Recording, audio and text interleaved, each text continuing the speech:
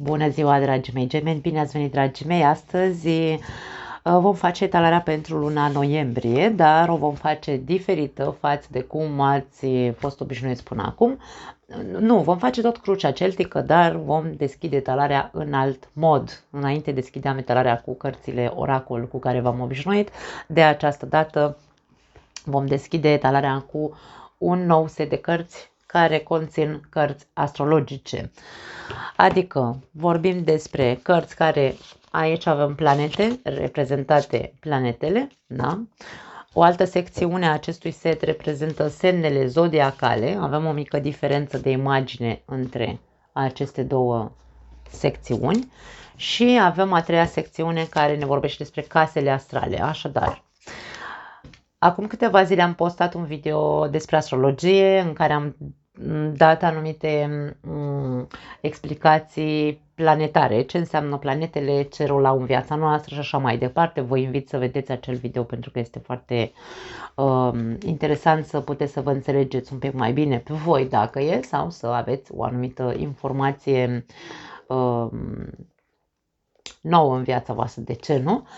Și un alt set de cărți pe care îl vom folosi la sfârșitul acestei etalări, care se numește Crede în propria ta magie, este oracolul puterii noastre interioare și vom scoate un card la sfârșitul acestei etalări în care probabil va fi ori un sfat, ori un mesaj în plus. Da? Vom vedea despre ce vor să ne vorbească.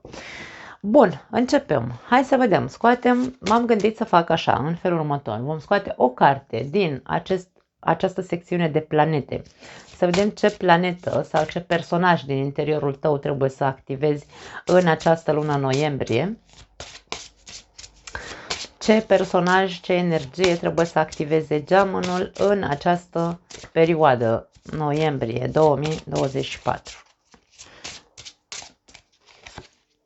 Uranus, trebuie să-ți activezi mentalitatea deschisă. Trebuie să-ți activezi în tine acea energie de, hai să spunem așa, o viziune globală. Viziune globală, dar nu tip adevărul suprem sau așa, ci o viziune globală a tuturor lucrurilor care se întâmplă în lume. Gemenii păcătuiesc într-un fel sau altul în a fi creduli, în a crede tot ce zboară se mănâncă, tot ce aud o ia de bună. Nu este tocmai sănătos, îmi vine să spun, așadar aici Uranus vine să aducă deschidere mentală către o nouă viziune mult mai globală, fără a judeca pe nimeni, fără a discrimina, da? E vorba de a-ți schimba cumva mentalitatea. Dacă până acum criticai probabil foarte mult sau o luai așa de bună, dacă cineva îți zicea despre cineva că este prost, tu credeai, fără să investighezi. Aici era ideea. Aici e ideea, da? Deci aici e vorba despre, ok, deschide-te din punct de vedere mental, acceptă alte viziuni, acceptă, vezi întregul tablou al informațiilor care vin către tine, pentru că și această planetă se referă tot la informații, dar informații mult mai, hai să spunem așa, mai care ne trezesc într-un fel sau altul. Trebuie să fie ceva de iluminare, ceva de trezeală, da? Este turnul, cum ar veni din cărțile de tarot, da? Bun. Hai să vedem ce energie, ca semn zodiacal, ar fi bine să folosești pentru a putea să-ți deschizi mult mai mult această mentalitate. Ce energie! Energia racului, o energie profundă, o energie maternă, o energie emoțională. Activează-ți sau, da, dă-ți voie.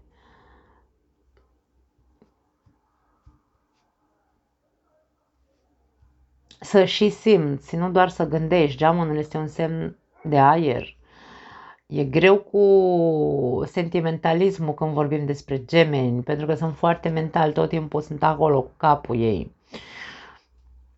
Ca tu să schimbi viziunea, pentru că dacă ai nevoie să schimbi viziunea despre viață sau despre anumite lucruri, trebuie să faci o fuziune între minte și inimă, da? Trece-le prin filtrul acestei informații, această nouă viziune care ți se cere, trece-o sau ajută-te de emoții, trece-o prin filtrul emoționalității tale să vezi ce-ți spune și intuiția ta, nu doar ce-ți spune mintea ta așa cum crezi tu că vin informațiile către tine, da? E vorba de a filtra informații, îmi vine să spun, chiar și informațiile la nivel înalt îți pot deschide sau despre lucruri abstracte, îți pot deschide viziunea, îți pot deschide, să zicem așa, mentalitatea să accepte anumite alte păreri din jur, dar dacă nu le trecem prin filtrul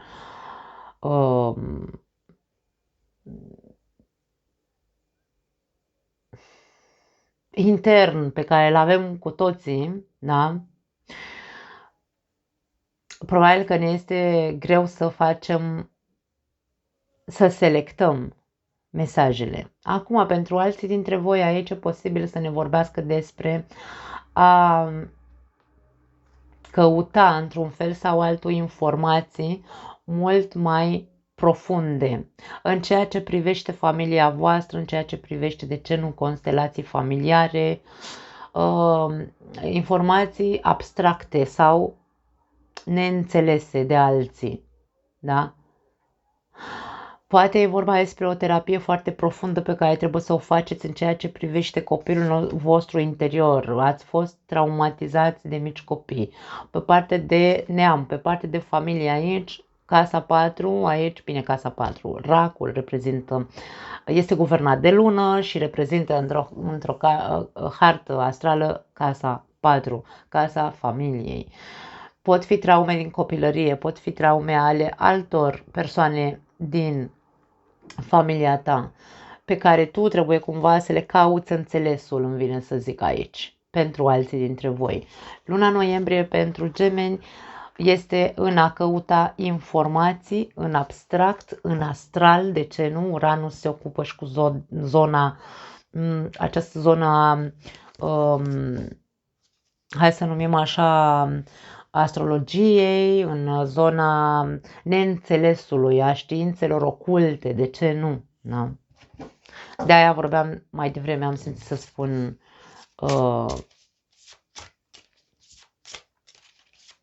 constelații familiare.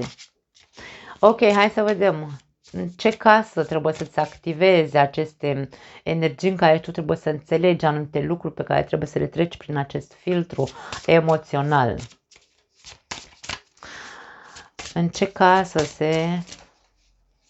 ce casă se activează cu aceste energii. Casa a treia e casa ta, foarte interesant. Din nou vorbim despre informații. Foarte interesant.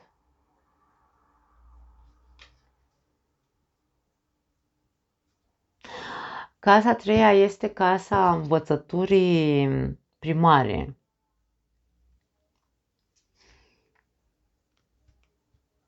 Aici avem o persoană, avem în această imagine o persoană care citește ceva, este în casă la ea sau într-o bibliotecă, nu are importanță, e înconjurată de cărți. Este despre informații, aveți nevoie să învățați anumite lucruri în această perioadă.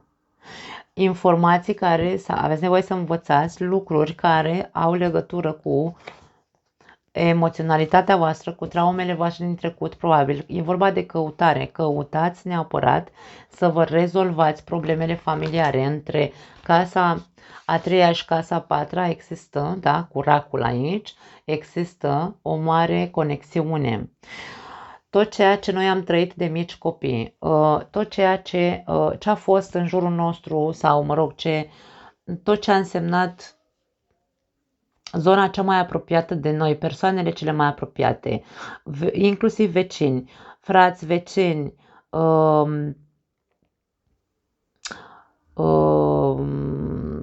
părinți, bunici, verii, tot ce reprezintă persoanele cele mai apropiate de tine.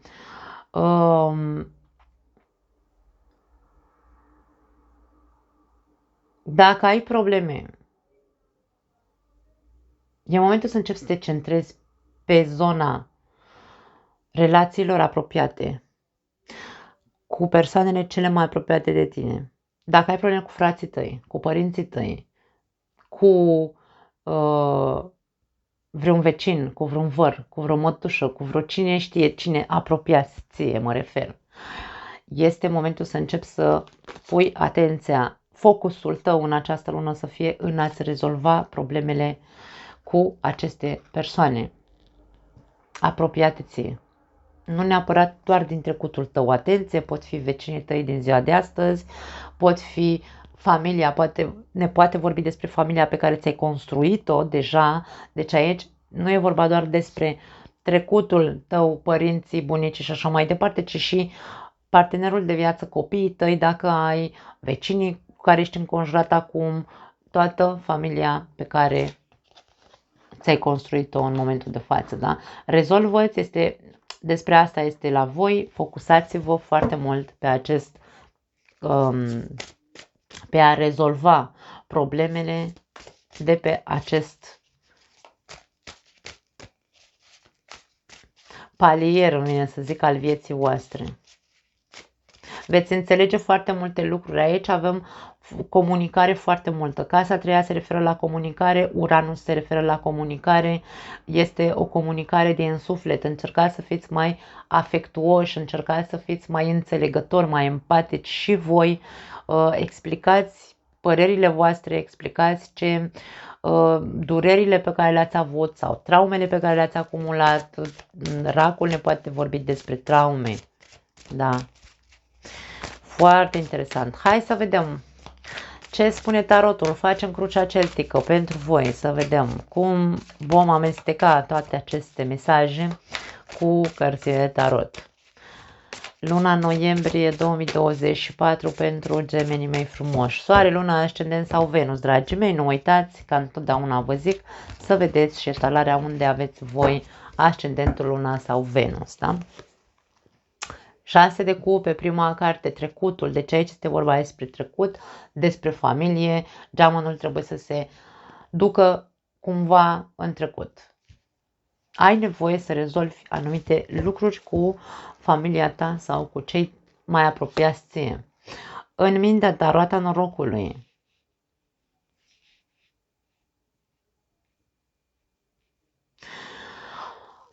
Tu vezi aici Ești conștient că ceva între tine și aceste persoane apropiate se tot repetă la infinit. E o repetitivitate, o roată de hamster în care te învârți cu aceste persoane apropiate ție de foarte mult timp. Nici nu-i lași, dar nici nu, sau mă rog, nici nu vă lăsați, dar nici nu vă e bine împreună. Există anumite lucruri aici care tu știi că trebuie schimbate, da? În subconștient, uite, as de cupe, iubire, empatie, cum am spus mai devreme, atenție mare, pentru unii dintre voi este vorba despre schimbări pe care va trebui să le faceți în legătură cu cineva din trecutul vostru. Vom explica și vom da și alte variante. În trecut, 7 de monede, ce ai lăsat în trecutul tău? Poate ai lăsat niște așteptări. Nu mai ai așteptări de la persoanele astea. Sau, cum ai văzut că în trecut nu ai cules rezultate, în momentul de față nu-ți rămâne altceva decât să te deschizi către schimbare. Roata norocului poate fi o schimbare de macaz. În loc să mai faci lucrurile cum le făceai în trecut, de data asta încearcă să le faci invers.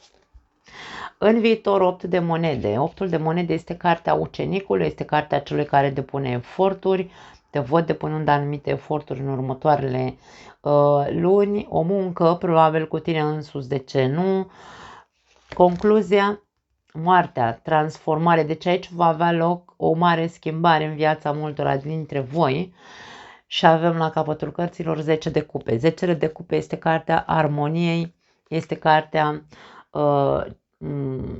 căldurii căminului în care locuiești, poate este energia în care tu te scalzi și este ceea ce tu îți dorești. Îți dorești o familie, liniște, pace, armonie, iubire și așa mai departe.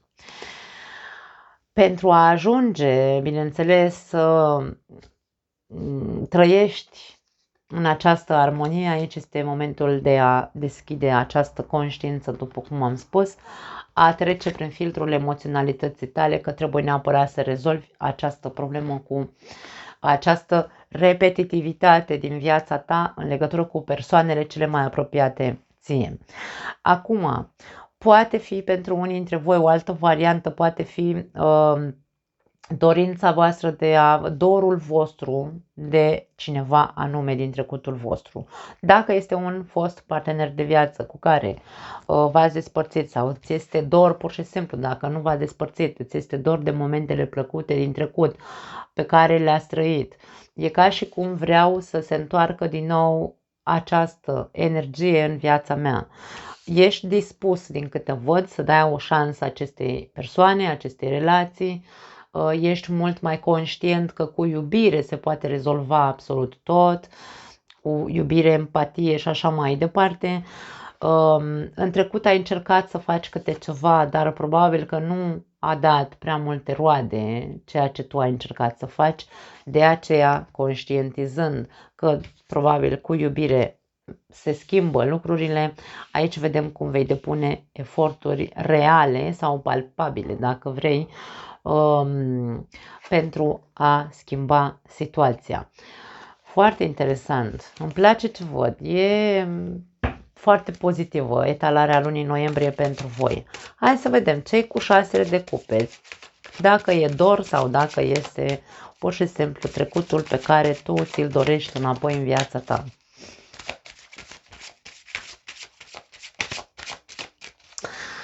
Cei cu 6 de cupe. Temperanța, vezi, împăcare. Deci mulți dintre voi aici este vorba despre o nouă șansă, este vorba despre a reechilibra lucrurile și 7 de monede pe care îl vedem în trecut. Ești în poziție de control. Probabil că control nu genul sau viziunea rea de control, nu. Control, răbdare, contribuție, înțelegere, înțelepciune. E ca și cum acum dai filele cărții tale ca viață. Te uiți în trecut și te uiți în trecut la cum a fost acel trecut și care este cea mai bună investiție pe care poți să o faci de acum înainte sau să o faceți de acum înainte împreună tu cu aceste persoane dragi ție, ca să fie din ce în ce mai bine. Asta este ideea a ceea ce eu sunt aici să transmit. Da? Cu răbdare, cu iubire, cu pace și liniște. Dacă plantăm pace, n-avem cum să culegem război, nu-i așa? Aici e vorba despre aspectul ăsta. Plantăm iertare, plantăm, indiferent ce s-a întâmplat în acel trecut, care s-a tot repetat într-un fel sau altul, suntem dispuși aici să facem o muncă, să putem să trecem la, să putem să ajungem de fapt la ceea ce ne dorim, armonie și iubire și tot ce am zis mai devreme. Poate unii dintre voi ați conștientizat aici. Uranus, după cum am spus, este turnul reprezentat în tarot de această energie uraniană. Poate că ați înțeles foarte multe lucruri în ultima perioadă, v-ați iluminat în sfârșit, ați înțeles foarte multe lucruri, poate ați făcut deja anumite terapii, da? Nu neapărat, unii dintre voi ați făcut, alții dintre voi o să începeți în această lună sau ar fi indicat să începeți ca să puteți să vă vindecați toată această problemă de comunicare sau sunt probleme de comunicare, eu asta simt aici. Dar aici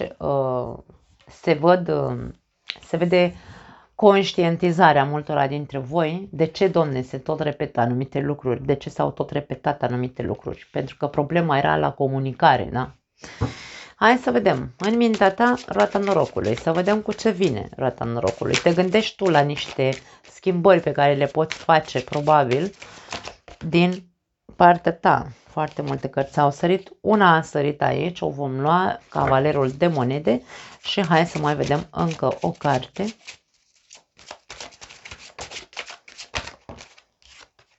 Și Caleașca.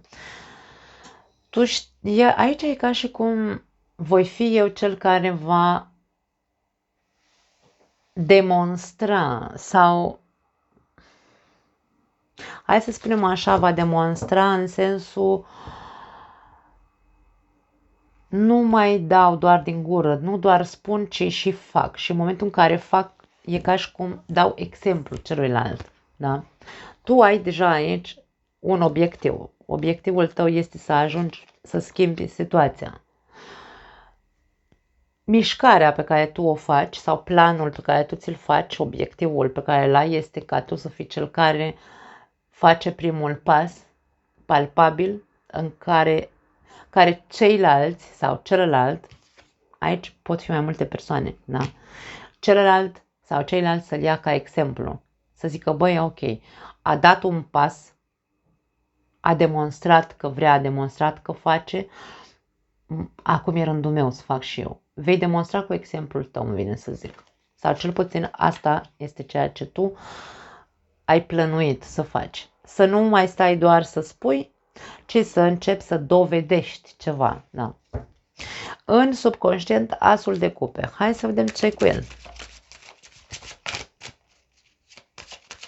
E ca și cum în mintea ta subconștientă s-a instalat pacea, liniștea, iubirea, 2 de bâte și spânzuratul.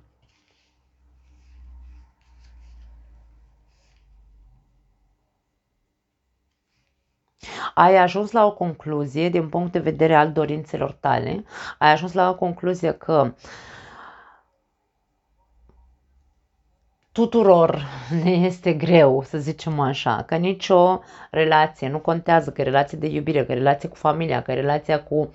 E ca și cum aici ai înțeles în sfârșit că, băi, în orice familie există și bune și rele, adică ai ajuns aici la o concluzie.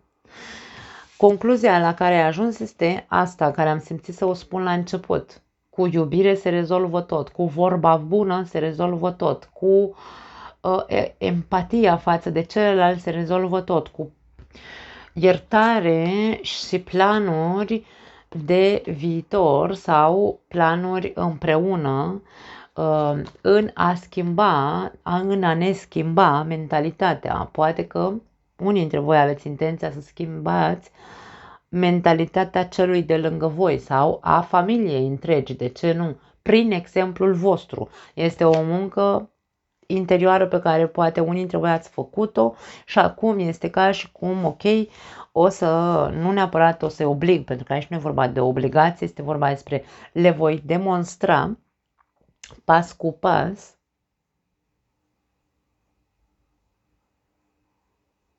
cum mi-am schimbat mentalitatea, ce avantaje am că mi-am schimbat mentalitatea și ce rezultate ar putea să obțină și ei dacă își schimbă mentalitatea, viziunea, comportamentul, tiparul repetitiv și așa mai departe. Foarte profund aici la voi. Unii dintre voi sunteți foarte, foarte treziți. Aici vorbim despre o etalare generală, nu vorbim despre iubire, nu vorbim despre alte minuni, așadar celelalte etalări le vom face după. Deocamdată etalarea generală a lunii noiembrie. În trecut ai lăsat 7 de monede. Ai lăsat niște... Wow, ai lăsat niște iluzii. În trecut te văd că ai investit un pic așa în niște iluzii, te-ai îmbătat cu apă rece într-un fel sau altul, crezând că rezultatele tale sau că ceea ce ție îți spunea imaginația ta va da roade așa fără niciun fel de efort, îmi vine să zic, și forță. Poate că tu credeai că controlezi într-un fel sau altul situația, credeai că ai un anumit control asupra uh, planurilor pe care le aveai. Ai încercat, probabil, de ce nu, să ai avut mie vine să spun o credință aici, fixistă, da? Dar iluzorie în același timp, că dacă ai răbdare, lucrurile se vor schimba. Și cred că până la urmă ai hotărât, pentru că avem cartea Forța cu spatele la aceste cărți. Mi-e place să văd tot contextul pe care mi-l afișează combinația cărților. Ai hotărât la un moment dat, în ultimile 3 luni de zile probabil, ai hotărât să nu te mai îmbeți cu apă rece, să nu-ți mai faci iluzii și să îți vezi doar de tine. Să nu mai încerci să schimbi pe nimeni. Să nu mai încerci să schimbi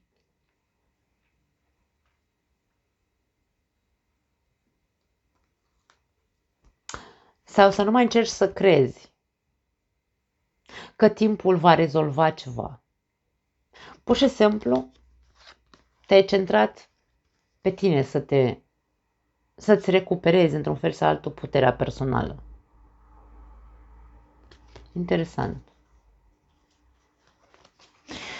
Hai să vedem. În viitor am zis avem 8-ul de monede. Sunt eforturi palpabile, demonstrație, după cum am spus, am simțit acest lucru și în zona mentalității tale. Avem împăratul. Wow! Foarte tare. Eu cred că ați învățat foarte multe lucruri în ultima perioadă voi. Ok, mai avem încă 2 cărți. 5 de spade și as de spade. Acum, dragii mei, probabil că în următoarele 3 luni de zile veți mai avea anumite controverse sau contradicții sau anumite lupte de ego aici sau o persoană egoică din viața voastră, o persoană care este așa ca un fier tare. Veți mai avea anumite zbuciumuri, să zicem așa, pe niște sau în legătură cu niște informații, adevăruri, o tensiune va exista. Dar mie îmi demonstrează acest 8 de monede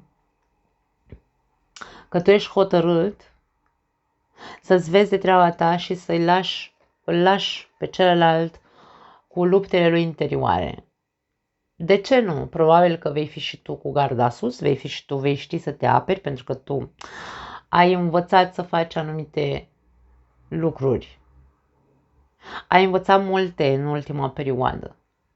Și acum e ca și cum, ok, eu stau, mă uit foarte în detaliu, văd în detaliu luptele interioare acestei persoane, nu fac altceva decât să nici nu îi dau dreptate, nici nu îl mai provoc, ci pur și simplu mă apăr. Mă apăr dacă are vreo ieșire din context, poate fi aici pentru unii dintre voi o formă de violență cu cineva. Împăratul poate deveni violent dacă îl avem aici lângă 5 de spade. Na. Am simțit să spun și asta, nu știu de ce.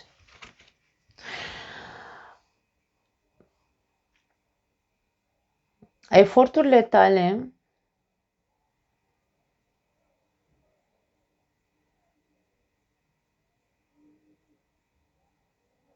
ar trebui să observi, dacă e vorba despre tine personal, ar trebui să te observi în următoarele 3 luni de zile, că toată această muncă pe care tu o faci cu tine, toată aceste studii sau, mă rog, terapii pe care le-ai făcut, încearcă să vezi dacă nu cumva, aici vorbim și despre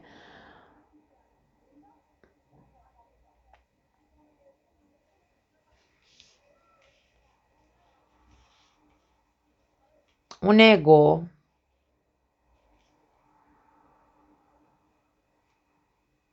îmi vine să zic toxic, nu știu de ce. pentru unii dintre voi. Poate că n-ar strica să te uiți în detaliu un pic la tine și să vezi dacă nu cumva tu ești cel care pornește războiul câteodată. Sau în tine pur și simplu câteodată te înfurii așa foarte, foarte tare și parcă ai tăiat niște capete în jurul tău. Acolo mai încearcă să mai investești, să mai lucrezi cu tine un pic. Dacă te regăsești în acest aspect, bineînțeles.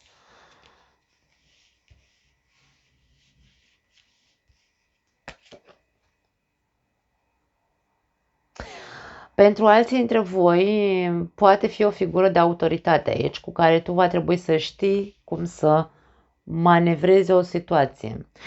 Figura de autoritate poate fi oricine, poate fi un șef, poate fi un tată, poate fi, un părinte, poate fi un partener de viață, un bunic, un frate mai mare care e foarte țâvnos, autoritar și așa mai departe. E posibil aici să existe varianta pentru alții dintre voi, ca voi să trebuiască să observați dacă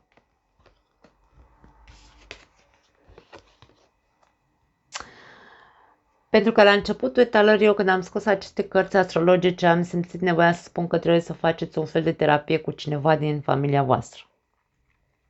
Ca să vă vindecați într-un fel sau altul. Și aici dacă tu ai avut în trecut, dacă ai avut o divergență cu o figură de autoritate, indiferent cine este ea, și tu trebuie să depui eforturi să accepti pur și simplu cum este persoana asta. Fiecare dintre noi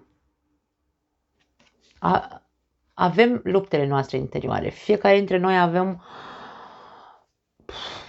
bagajele noastre, furiile noastre. Dacă această persoană, pentru că e cu spatele la aceste cărți, nu este capabilă să înțeleagă sau să observe și să accepte că are niște divergențe cu el însuși, nu ești tu cel care trebuie să-i scoată ochii să le vadă. Tu e ca și cum aici se spune, stai în banca ta, vezi, treaba ta, lasă-l pe fiecare în parte cu luptele lui interioare. Nu mai scoate în evidență ce probleme are persoana asta. Pentru că aici e vorba despre a vindeca și a te împăca și a fi armonie între toți. Trebuie să învățăm să acceptăm,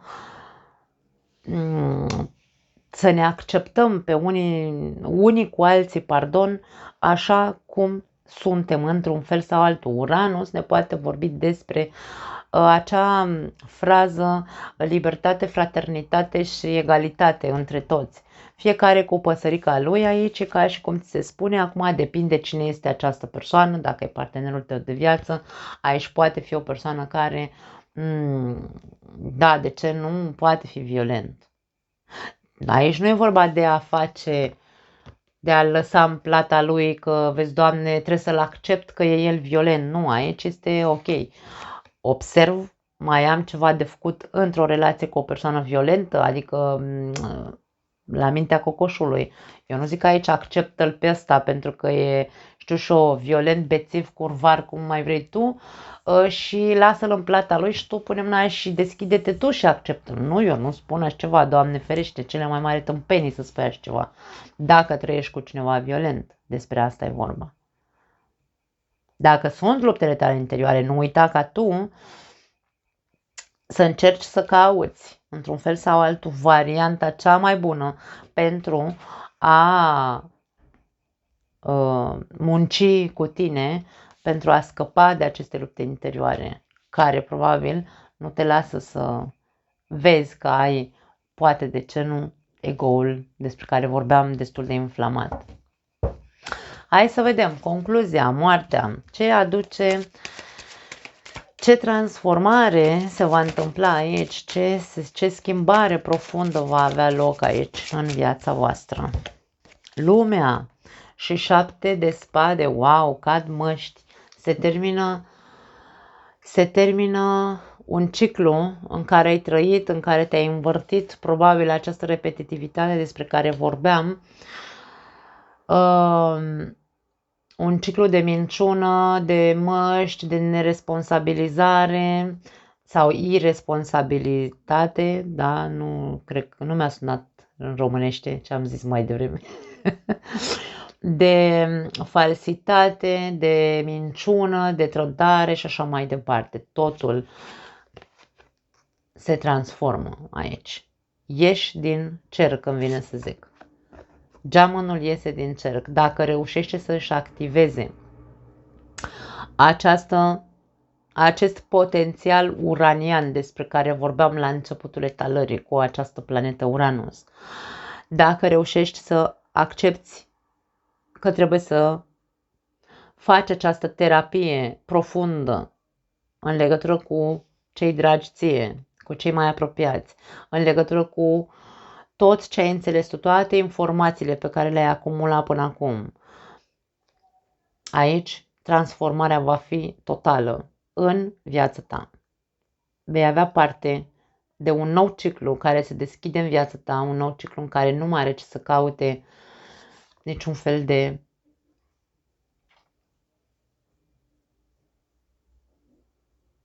nu mai are ce să caute nimic ce nu este real, îmi vine să zic. Da? Se termină cu minciunile, cu falsitățile, cu superficialitățile. Aici ceva devine foarte serios. Un nou ciclu pe care îl deschizi total diferit a ceea ce ai trăit până acum. Hai să vedem un sfat sau mesaj pentru gemeni.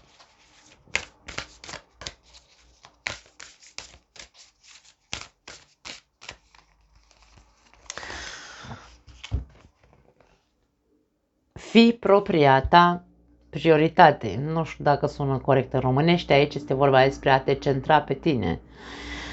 Eu te văd aici centrat pe tine, poate ai făcut această muncă interioară, aș spune că ne întărește. Acest mesaj ne spune continuă să te centrezi pe tine. Da. Avem o persoană care pictează, a pictat un castel, acum pictează niște flori în acea curte a acestui castel. Fă lucruri care să-ți facă plăcere sau nu neapărat să-ți facă plăcere, ci lucruri care să te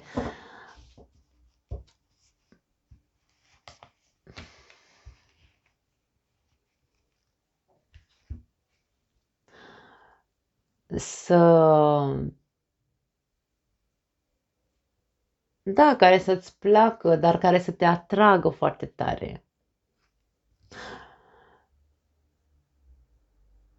Și nu vorbim despre pictură, atenție, da? Deci nu neapărat să te apuci de pictat, e vorba de a face orice, acele mici hobby-uri care să te țină centrat către propria ta persoană. Pentru că aici e vorba despre tine. Să fii tu prioritatea ta numărul 1 în această perioadă, cel puțin. Ocupă-te doar de tine, ocupă-te doar de frumos, ocupă-te să miroși frumos. De ce nu? Aici avem flori pe care le pictează această persoană. Ocupă-te de casa ta, să existe curățenie, armonie în această casă, pentru că avem un castel aici. Ocupă-te de tot ceea ce ție îți face plăcere. Cam asta este ceea ce simt să transmit. Dragii mei, nu mai am altceva pentru voi. Vă pup cu mare drag, ne vedem data viitoare.